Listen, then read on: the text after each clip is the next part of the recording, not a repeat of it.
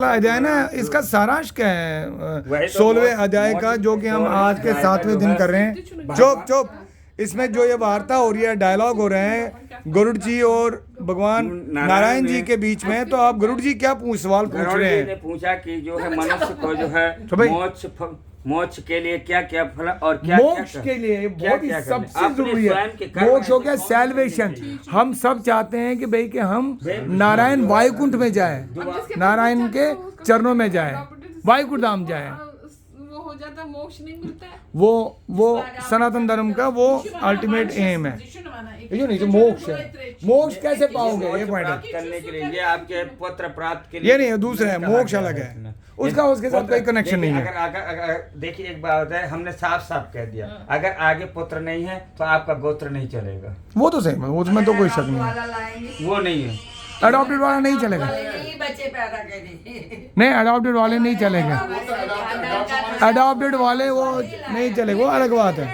नहीं, वो तो वो गरुड़ पुराण कर रहा है, शास्त्र कर रहा है। अब मोक्ष का, अब आज के उसी से हमारा वंश चला। अब जो हमारा 16वां अध्याय है, पैदा हो गए बच्चे। 16वां अध्याय जो हमारा है, अडॉप्टेड से नहीं चलेगा, अपना पुत्र होना चाहिए। अपना गोत्र गोत्र मीन्स पुत्र ही गोत्र चलाता है। वो है, उसको क्या करोगे? दैट इज, वो है, नहीं चलेगा, उसको क्या कर सकते हैं? गरुड़वाच श्रुतामया चुप।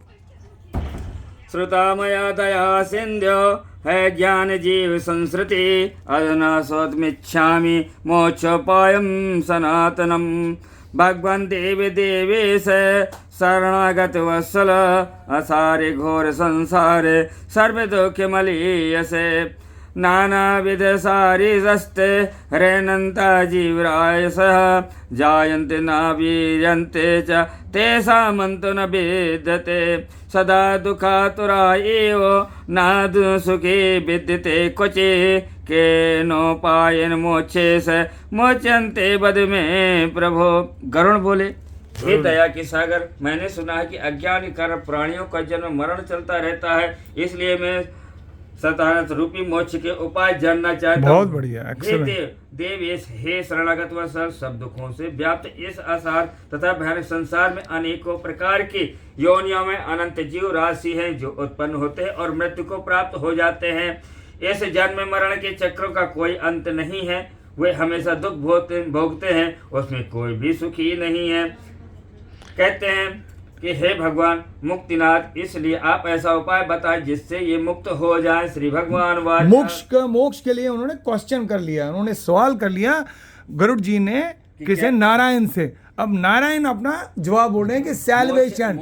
दिमाग में घुसा दो, मोक्ष क्या होता है? सैल्वेशन होता है। चलिए ठीक है, मुक्ति, 84 योनियों से मुक्ति बताइए। श्रवतार्च प्रवक्ष्यामि यन्मामि त्वं परिपृच्छसि यस्य श्रवणमात्रेण संसारमुच्यते नरः आस्थितेव परं ब्रह्म स्वरूपे निष्कल शिव सर्वज्ञ सर्वकर्ता च सर्वेषु निर्मलो द्वयः स्वयं ज्योतिर्नद्यन्त्यो निर्विकार परतपः निर्गुण सचितानंद दासा जीव संगिकः।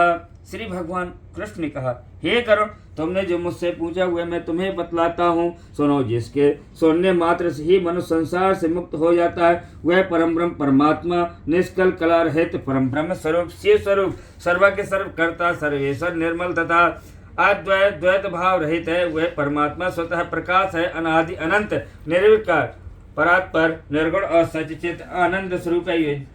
यह जी उसी का अंश है। कहते हैं जिस तरह अग्नि से चिंगारी निकलती है, उसी प्रकार अनादि से चक्कर में पड़कर उनके शरीर आदि द्वारा उपाधि से जीव अलग होता है। पुण्य तथा पाप रूपी यंत्र से जकड़े रहने के सुख या दुख मिलते रहते। जीव अपने कर्मानुसार प्राप्त हुए शरीर आयु भोग विनाश न होने वाली अपनी अपनी जात में भोगते हैं, प्रत्येक जन्म में ये भोगते हैं। हे गरुड़, फिर मोक्ष एक अविनाशी लिंग शरीर प्राप्त होता। ईश्वर कीड़े पक्षी धार्मिक नर देवता यादि मोक्ष की कामना करने वाले ये कर्मानुसार स्वदज अंडज उपदिज जरायुध 4 प्रकार के जीव हजारों बार शरीर धारण करते हैं तथा मृत्यु को प्राप्त करते हैं। अपने पुण्य प्रभाव से मनुष्य योनि में जन्म लेते ही ज्ञानियों को मुक्ति मिल जाती है। कहते 84 लाख योनियों में जीवों का जन्म लेना पड़ता है। मनुष्य योनि के अतिरिक्त अन्य योनियों में तत्व ज्ञान नहीं होता।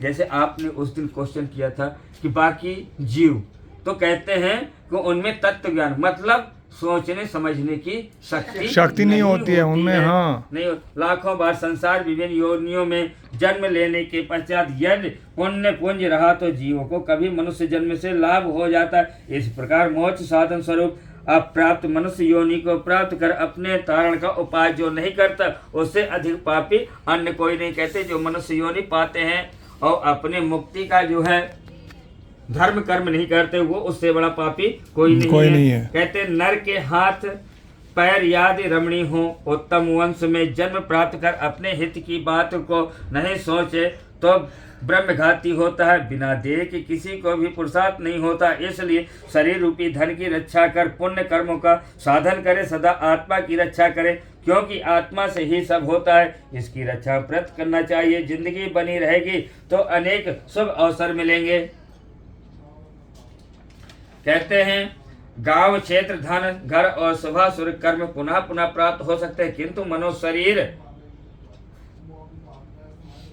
पुनः पुनः प्राप्त नहीं हो सकता। इसलिए बुद्धिमान व्यक्ति उपाय करते हैं। कुष्ठ आदि रोगी भी अपने शरीर को त्यागने को तैयार नहीं होते। शरीर की रक्षा धर्माचरण के उद्देश्य और धर्माचरण ज्ञान प्राप्ति हेतु ध्यान एवं योगी की सिद्धि हेतु और भी ध्यान योग से मनुष्य अविलंब मोक्ष प्राप्त करता है। कहते हैं अहित कार्यों से यदि आत्मा व अपने को न बचाया तो फिर अन्य कौन हितकारी है जो आत्मा को पार लगा देगा। जो व्यक्ति इस जन्म में नरक रूपी रोग की दवाई नहीं करेंगे तो पशु आदि योनि में जाकर नरक व्याधि की दवा क्या करेंगे। वृद्ध अवस्था बाघिन के समान है, आयु फूटे हुए घड़े के समान है। फिर जिस प्रकार घड़े का पानी गिरता है उसी तरह और शत्रुओं की तरह रोग आक्रमण करते हैं। इसलिए मोक्ष देने वाले कर्म करें। कहते हैं जब तक दुख अपना घर नहीं करता तब तक विपत्ति नहीं आती, जब तक इंद्रियों में विकार नहीं होता। इससे पहले कर्म का अभ्यास करें, तत्व का अभ्यास करें। घर में आग लगने पर जो कुआं खोदते हैं वे बुद्धिमान नहीं होते। शरीर में बुढ़ापा आने से पहले अनेक कर्मों के संसार में बीतते वाले कल का ज्ञान नहीं होता। यह बहुत ही आश्चर्य की बात है। अब प्राणी अपने हित रूपी सुख दुख को नहीं पहचानते। कहते हैं संसार में जीवों के उत्पन्न होते हुए रोग आदि से दुखी होते हुए मृत्यु प्राप्त करते हुए और आपत्तिग्रस्त तथा दुखी देकर भी संसारिक मनुष्य मोह रूपी मदिरा को पीकर पूर्वोक्त जन्म मरण आदि रूपी विविध क्लेशों से कभी भी भयभीत नहीं होता। भौतिक संपत्ति स्वप्न की तरह नाश्वर है, यौवन की फूल के समान मुरझा जाने वाला है, आयु बादलों में चमकने वाली बिजली की तरह चंचल है। यह सब ज्ञात होते भी मनुष्य को कैसे धैर्य हो सकता है। कहते हैं 100 वर्ष का जीवन बहुत ही होता है, उसमें आधा जीवन सोने तथा आलस्य में व्यतीत होता है। शेष जीवन बालकपन रोग बुढ़ापा आदि में व्यर्थ समाप्त हो जाता है। मोक्ष के साधन ब्रह्म चिंतन में उद्योग रहित शयन कर भय स्थान से विश्वास करने वाले प्राणी हाय क्यों नहीं काल द्वारा मारे जाते। जल की बूंद की तरह शरीर में जीव को दबाकर अस्थिर प्रिय के श्वास में कहीं स्थित रह जाता है। अहित करने वाले को अपना हितैषी माने, अभ्रू को अटल माने, अनर्थ में अपनी अभीष्ट सिद्धि मानने वाले व्यक्ति मुक्तिदायक आत्मज्ञान नहीं जानते। कहते हैं वे देव माया के फंदे में अपने को फंसा देखकर भी ठोकरे खाते हैं, सुनकर भी नहीं समझते, पढ़ने पर भी अज्ञात बने रहते हैं। ये कोई नहीं समझता कि मैं काल रूपी अथाह संसार में मग्न हूँ जिसमें मृत्यु रोग बुढ़ापा आदि व्याप्त है। जिस तरह जल में स्थित कच्चा घड़ा प्रतिक्षण नष्ट होता रहता है परंतु मालूम नहीं पड़ता, उसी तरह प्रतिक्षण में नष्ट होने वाला काल को भी पहचान नहीं जा सकता। घर में हवा भी बांधी जा सकती है, आकाश को भी खंड खंड किया जा सकता है, लहरों को भी आयु में आस्था नहीं हो सकती।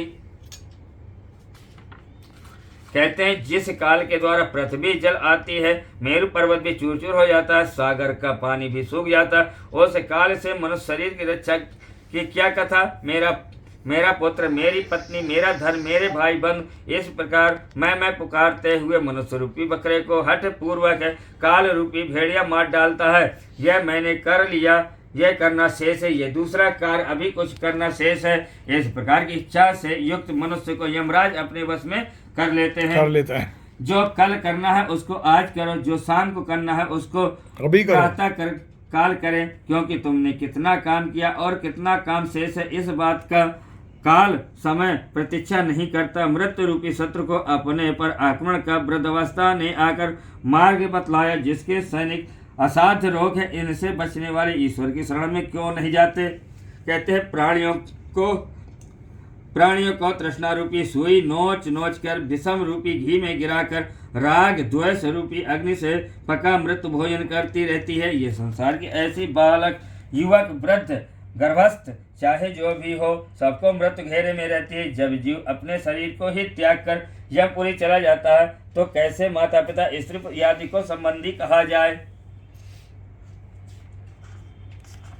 कहते हैं यह संसार दुखों का मूल कारक है। इस कारण इस संसार में जिसका संबंध है वही दुखी है, और जिसने इस संसार का त्याग कर दिया वही सुखी है। दूसरा कोई भी कहीं भी सुखी नहीं। यह संसार सभी प्रकार के दुखों का उत्पत्ति स्थान है, सभी आपत्तियों का घर है और सभी पापों का आश्रय स्थान है। इस कारण ऐसे संसार को क्षण मात्र में ही त्याग देना चाहिए।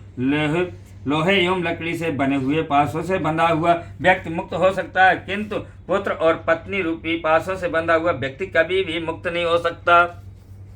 जो व्यक्ति जितना प्रेम भाव संबंधियों से बढ़ता है उसके हृदय में उतने ही अधिक दुख रूपी कांटे चुभते हैं। हाय विषय हार करने वाले देह स्थित इंद्रिय रूपी चोर संपूर्ण धन मनुष्य का लूट कर उसका पास करते हैं। जिस प्रकार मांस लोभद मछली लोहे की कील को नहीं देखती, उसी प्रकार आनंद लुब्ध व्यक्ति यम बाधा नहीं देखते। कहते हैं हे गरुण, हित अहित को जानने वाला हमेशा कुग्रस्त, कुमार्ग, गामी तथा अलग उदर भरने वाले व्यक्ति नरक में जाते हैं। आहार, निद्रा, भय, मैथुन ये सभी प्राणियों में एक समान है, परंतु ज्ञानी को मनुष्य कहते हैं और ज्ञानहीन को पशु कहा जाता है। कहते हैं मूर्ख व्यक्ति प्रातः काल मल मूत्र के वेग से, मध्य दिन में क्षुधा और तृष्णा से तथा रात्रि में काम, कीड़ा और निद्रा से बाधित रहते हैं। हाय यह खेद की बात है कि अज्ञान से मोहित होकर सभी जीव अपनी देह, धन, पत्नी आदि में आसक्त होकर बार बार पैदा होते हैं और मर जाते। इसलिए देह, गेह, पुत्र,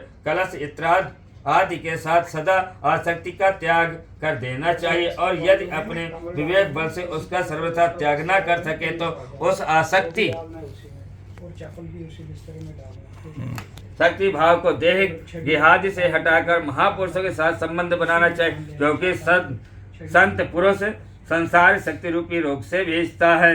कहते सत्संग और ज्ञान ये ही दो निर्मल चीजें हैं। जिस व्यक्ति के पास ये दो चीजें नहीं है वह अंधा है, वह क्यों नहीं बुरे रास्ते में जाएगा। मनुष्य वर्ण और आश्रमों के आचार निरत है, इसलिए मोक्ष धर्म को नहीं जानते। दम्भियों का नाश होता है। कहते कोई क्रिया करने में संलग्न, कोई व्रत करने में लगा। ऐसे अज्ञानी मनुष्य मछलियों की तरह विचार करते हैं। जो व्यक्ति नाम मात्र से कर्म कांड में व्यस्त रहते हैं, यश आदि विस्तार विधान में मंत्र उच्चारण होम करने से स्वर्ग प्राप्त होता है, ऐसे भावना में रहते हैं। कहते जो मेरी माया से मोहित है वह मूर्ख दिन में एक बांध करूं, बांध करूं, बस हो गया बांध। कहते हैं जो मेरी माया से मोहित है वह मूर्ख दिन में एक बार भोजन, उपवास आदि नियमों द्वारा शरीर को सुखाने से मोक्ष मिलता है, ऐसा समझते हैं। अज्ञानियों को शारीरिक दुख से क्या मुक्ति मिल सकती है। वाल्मीकि के ताड़न से कहीं सर्प मर सकता है। जो व्यक्ति मस्तक का जटा का ढेर बढ़ाकर बगल में मृगचर्म में दबा कर भेष बनाते हुए दंभिक हैं, संसार में अज्ञानी पुरुषों की तरह स्वयं भ्रम में हैं तथा अन्य व्यक्तियों को भी भ्रम में डालते हैं। कहते सांसारिक सुख विषय शक्ति में आसक्त जो व्यक्ति मैं ब्रह्म ज्ञानी हूँ ऐसा कहता है, वह कर्म मार्ग तथा ब्रह्म ज्ञान मार्ग दोनों मार्गों में भ्रष्ट हो जाता है। उसे चंडाल की भांति छोड़ देना चाहिए। संसार में, घर में और अरण्य में लज्जा छोड़कर समान रूप से नग्न रहकर दर्भ आदि पशु की विचरण करते हैं, तो क्या इस आचरण से वे संसार से विरक्त हो जाते हैं। यदि मिट्टी और भस्म के धारण करने मात्र से मनुष्य मुक्त हो जाए तो मिट्टी और भस्म में शयन करने वाला कुत्ता भी क्या मुक्ति प्राप्त कर लेगा। 25 मिनट पथ 2 मिनट ठहरिए। मुक्ति प्राप्त कर लेगा। घास पात और जल का आहार करने वाले क्या लगातार वन में निवास करने वाले गीदड़ चूहे तथा मृग आदि पशु भी क्या तपस्वी योगी बन जाते, अर्थात अन्न त्याग देने ग्राम या नगर में निवास छोड़कर वन में रहने मात्र से कोई सन्यासी नहीं हो जाता। मेढक और मत्स्य आदि जर जीव जन्म लेकर निवास करते तो वे क्या योगी हो जाते हैं। कह कंकड़हारी और पृथ्वी जल का पान नहीं करने वाले व्रतियों को मोक्ष मिलता है। जो कबूतर हमेशा कंकड़ खाते हैं, पपीहा कभी भी भूमि का जल नहीं पान करता, तो क्या ये दोनों व्रत धारण करता माने जाएंगे। हे गरुण कर्म तो लोक रंजन कारक है, मोक्ष का तो साक्षात्करण तत्व ज्ञान है। हे गरुण खड़ दर्शन रूपी महाकूप में गिरे प्राणी परमार्थ को नहीं जानते हुए पशु तथा पशु बंधन बंधे हैं। वेद शास्त्र रूपी घोर समुद्र में इधर उधर ग्रंथ पढ़ने के लिए चक्कर में पड़े हुए उतार के जन शोक आदि 6 लहरों में लपेट में पड़ डूबते उभरते हैं। कहते हैं वेद शास्त्र और प्राणों को जानने वाला ज्ञाता भी जो व्यक्ति परमार्थ को नहीं जानता, विडम्बनाग्रस्त उसका पूर्वक समस्त ज्ञान को एक ही कांव करने के समान है। कहते हैं परम तत्व से परान्मुख जीव यह ज्ञान है, यह ज्ञेय है। इसी चिंता व्याकुल रहकर रात दिन शास्त्रों का अध्ययन करते हैं। कव्योचित अलंकार से शोभायमान खद्य वाक्य रचना यह छंदोबद्ध कविता की रचना करने पर भी विषम उपयोग की प्राप्ति। ललायत इंद्रियों वाले तत्वज्ञान रहित मूल व्यक्ति नाना प्रकार की चिंताओं के कारण दुखी रहते हैं। कहते वे व्याकुल इंद्रिय मूर्ख है। अन्य प्रकार से परम तत्व ज्ञान होता है, परंतु मनुष्य शास्त्रों को पढ़कर कष्ट उतारते हैं। शास्त्रकारों की भावना अच्छी होती है, परंतु मनुष्य उसका अर्थ दूसरी प्रकार से लेते हैं। जिनको गुरु का उपदेश नहीं मिलता वे धूर्त जन अहंकारी होते हैं। वे स्वयं परम तत्व का अनुभव नहीं करते, अन्यों को उपसादवादी मुद्रा से ब्रह्म ज्ञानोपदेश देते हैं। कहते हैं बहुत से व्यक्ति वेद और शास्त्र का अध्ययन तो करते हैं और परस्पर एक दूसरे को बोध भी कराते हैं, तात्पर्य समझाते हैं, पर वे परम तत्व के विषय में उसी प्रकार कुछ नहीं जानते जिस प्रकार कलच्छी भोजन आदि को ही जानते हैं। फूल को धारण तो सिर करता है, परंतु उस फूल की गंध को नाक ग्रहण करती है तथा जानते। इसी तरह वेद और शास्त्रों का अध्ययन तो मनुष्य करते हैं, परंतु वेद और शास्त्र के भाव का बोध करने वाला दुर्लभ है। मूर्ख मनुष्य अपने हृदय में स्थित परम तत्व को समझता और उसे जानने के लिए शास्त्रों के अध्ययन में उसी प्रकार भटकता फिरता रहता है। जैसे कोई मूर्ख ग्वाला अपनी कोख में बकरे को पकड़े रखने पर भी उसको खोजने के लिए कुएं में देखता फिरता है। संसार के मोह का नाश करने के लिए शास्त्र के शब्दों के अर्थ का जानना मात्र पर्याप्त नहीं है। दीपक की बात से कभी भी अंधकार की निवृत्ति नहीं हो सकती। बुद्धिहीन मनुष्य का पढ़ना अंधे व्यक्ति के दर्पण देखने के समान अर्थ है। अतः बुद्धिमान व्यक्ति को ही शास्त्रीय तत्व ज्ञान या लक्षण हो सकता है, अर्थात बुद्धिमान को ही तत्व ज्ञान लक्षित हो सकता है। कहते हैं ये जाना, इसको ज्ञान जाना, यह सब सुनने की इच्छा है। किसी की आयु वेद गणना शास्त्र दिव्य 1000 वर्षों की हो, पर शास्त्र कभी खात्मा नहीं होता। शास्त्र असंख्य है, प्रत्येक प्राणी की आयु स्वल्प होती है, उसमें भी विघ्न बहुत है। इसलिए शास्त्रों का सार निकाल लें, जैसे हंस जल से दूध निकाल लेता है। जो बुद्धिमान व्यक्ति होते हैं वे शास्त्रों का अभ्यास कर परम तत्व को जानकर शास्त्रों का उसी प्रकार त्याग कर देता है। जैसे चावल की इच्छा रखने वाले उसकी भूसी का त्याग कर देते हैं। जैसे अमृत से तृप्त प्राणी को आहार से प्रयोजन नहीं होता, वैसे ही हे गण तत्व ज्ञानी को अन्य शास्त्र से कोई मतलब नहीं होता। हे गण वेदाध्ययन से शास्त्र पढ़ने से मुक्ति नहीं मिलती, ज्ञान से ही मोक्ष को प्राप्त होते हैं। कहते जिस तरह मुक्ति के लिए न तो आश्रम धर्म का अनुष्ठान आवश्यक है, न दर्शनों का अध्ययन आवश्यक है, उसी प्रकार कर्म के कारण नहीं मात्र ज्ञान की मोक्ष का उपाय है। गुरु का वचन ही मोक्ष देने वाला होता है, अन्य सब विद्याएं विडम्बना मात्र है। लकड़ी के हजारों भागों की अपेक्षा एक संजीवनी ही श्रेष्ठ है। कर्म कांड और वेद शास्त्र आदि के अध्ययन रूपी परिसर रहित केवल गुरु जी के मुख से प्राप्त अद्वैत ज्ञान ही कल्याणकारी कहा गया। अन्य हजारों शास्त्रों को पढ़ने से कोई लाभ नहीं। वेदादि आगम शास्त्रों का अध्ययन तथा विवेक, इस दो तरीकों से ज्ञान की प्राप्त होती। आगम से शब्द ब्रह्म का ज्ञान प्राप्त होता है और विवेक से परम ब्रह्म का ज्ञान प्राप्त होता है। कई विद्वान अद्वैत को वास्तविक परम तत्व स्वीकार करते हैं और कुछ अन्य विद्वान द्वैत तत्व की प्रतिष्ठा चाहते हैं, परंतु द्वैत और अद्वैत से पृथक सभी के लिए समान रूप से स्वीकार परम तत्व को कोई नहीं जानता। ना मम मेरा नहीं है और मम मेरा है, ये दो भावना ही बंधन और मोक्ष के कारण है। देह गे और पुत्र कल त्रात्र में मांस मुद्दि करने से प्राणी बंधन को प्राप्त होता है और मेरा नहीं है, इस प्रकार की भावना करने वाले से मुक्त होता है।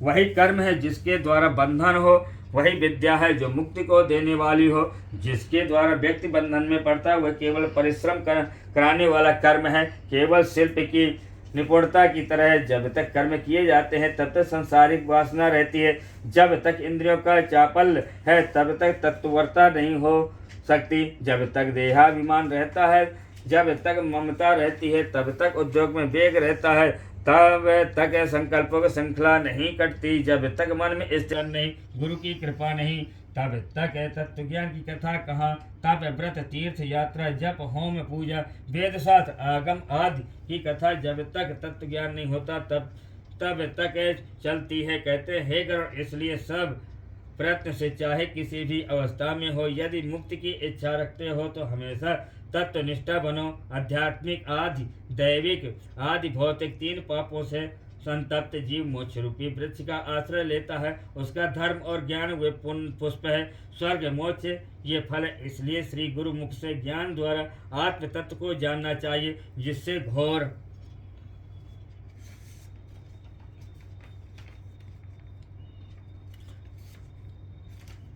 संसार बंधन से व्यक्ति मुक्त हो जाता है। हे गरुड़, तुमको इस समय में तत्व ज्ञाता का मरणांत कृत्य बताता हूँ, जिसके द्वारा उसको ब्रह्मा निर्वाण संज्ञक मोक्ष कहा जाता है। अंत काल के आ जाने पर व्यक्ति भय छोड़कर अनासक्ति रूपी शस्त्र से देह गेहादि विषय ममत्व को काट डाले। वह भी धीर पुरुष घर से निकलकर पवित्र तीर्थ के जल में स्नान करके पवित्र और एकांत देह में विधिवत आसन लगाकर बैठ जाए और शुद्ध परम त्रिवृत्र ब्रह्माक्षर अर्थात ओम का मन से अभ्यास करे।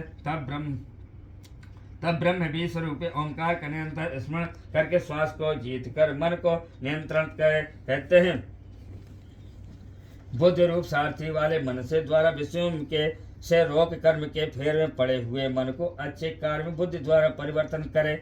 परम धाम रूप ब्रह्म, परम पद रूप ब्रह्म मैं हूँ, ऐसी भावना को निरुपाधि आत्मा में अपने मन द्वारा स्थापित करे। एकच ब्रह्म ओंकार का जप तथा मेरा स्मरण करते हुए अपने शरीर को जो तत्वज्ञानी त्यागते हैं उनको उत्तम गति मिलती है। जहाँ ज्ञान वैराग्य से वर्जित दाम्भिक व्यक्ति नहीं जाते वहाँ शुद्ध जनों को उत्तम गति मिलती है। मैं इस संबंध में तुम्हें बताता हूँ, जो मान तथा मोह से वंचित है, जिन्होंने आसक्ति रूपी दोष को जीत लिया, आध्यात्म ज्ञान में जो नित्य स्थिर है, जो निष्काम सुख दुख द्वंद्व से मुक्त है हो गए हैं, ऐसे ज्ञानी व्यक्ति उस परम पद को प्राप्त करते हैं।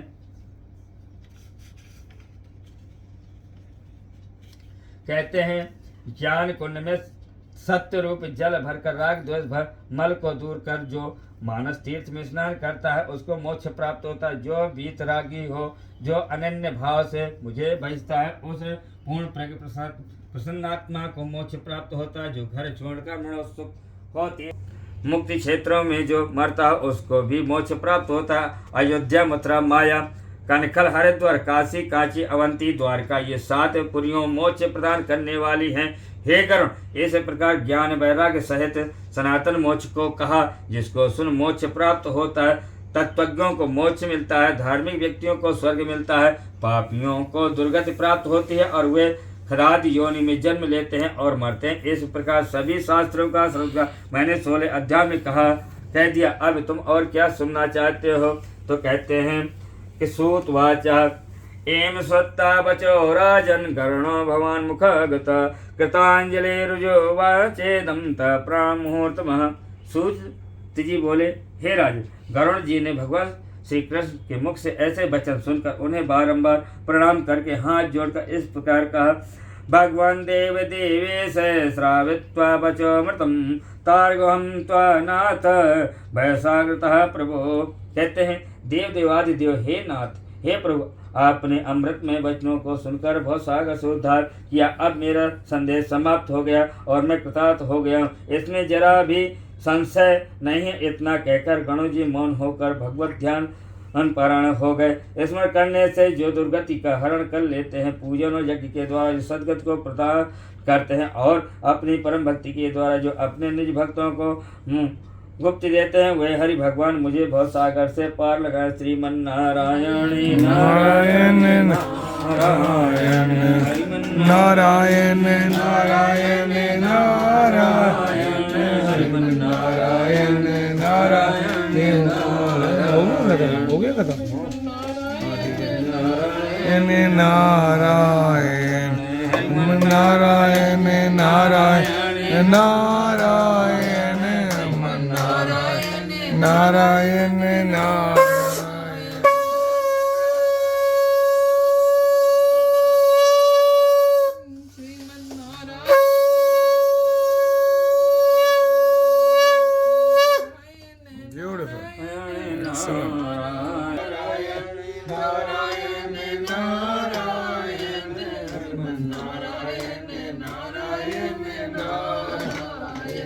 बद्री नारायण नारायण नारायण।